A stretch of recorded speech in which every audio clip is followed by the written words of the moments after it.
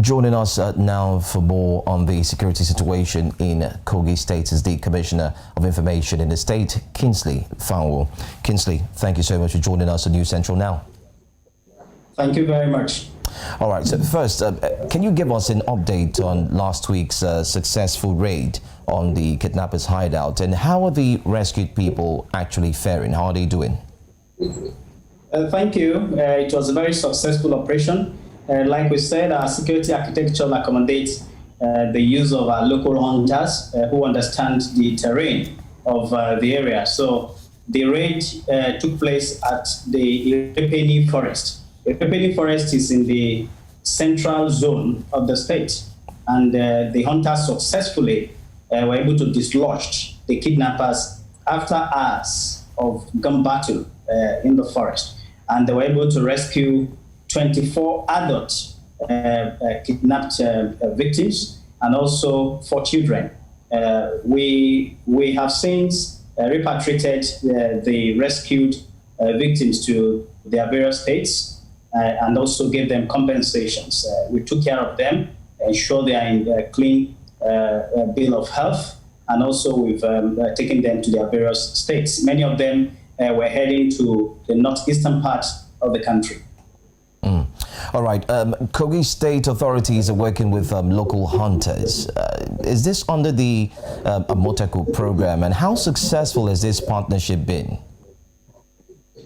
We are not connected to the Amoteku security scheme. What we have in the state is what we call the Vigilante Service. We have a law establishing the Kogi State Vigilante Service, and we've been working very closely with our local hunters. Just last week, our police constabulary was commissioned to improve intelligence gathering and security at the grassroots level. This is what we have been doing in the state, and it has been largely successful because these hunters, they understand the terrain of those localities, and it helps a lot. All right, let's look at the collaboration. How much collaboration is going on between Nigerian security agents and these local hunters? Take, for instance, in terms of training, in terms of information gathering, and also in terms of information sharing. Our vigilante service men and women were trained by the Nigerian Army and also the security agencies like the Nigerian Police, the DSS. They were all involved in training these vigilantes, and that is why they act in a very professional manner. They understand the rules of engagement, and that is why they have been so successful. So there is a lot of collaboration between the conventional security agencies and our local security forces. Southwest governors have met with some of the northern governors over an eviction notice to headsmen. What's Kogi State's position on the security issue regarding headsmen and forest reserves?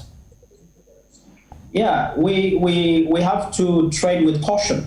Kogi is a microcosm of the larger Nigeria. We have many ethnic groups residing here, doing businesses here in Kogi State, and we understand that we need to manage the situation as carefully as possible. So we are not as a government, we are not interested in issuing any threat to any body from any part of the country, because they have the right to live here and do businesses here. What we have been doing is to collaborate with the leadership of the Fulani people living in Kogi State in taking decisions in our local communities. Their leaders are involved in it.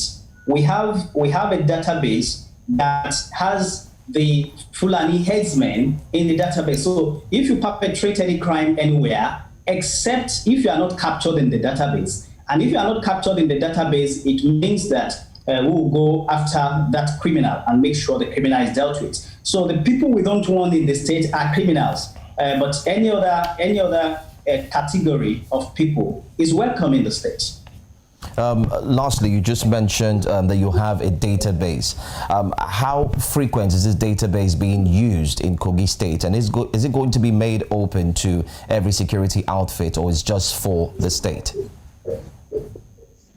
It's something that we did in collaboration with the security agencies. In some local government, as we speak now, we are designing special ID cards, ID cards that have security features for the Fulani herdsmen. So we know where they are at any particular point in time, and that helps in curtailing incidents of criminality among some Fulani herdsmen.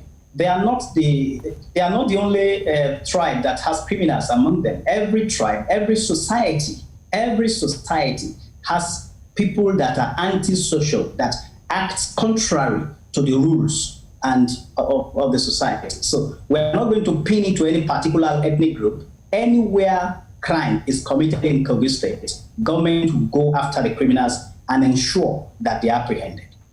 All right, lastly, Kingsley, before I let you go, after the governors have met, when are we expecting to receive a press release from this meeting? I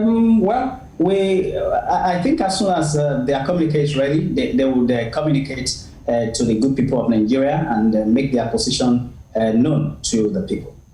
Thank you so much, Kingsley Fanwo, for speaking with us on News Central Now.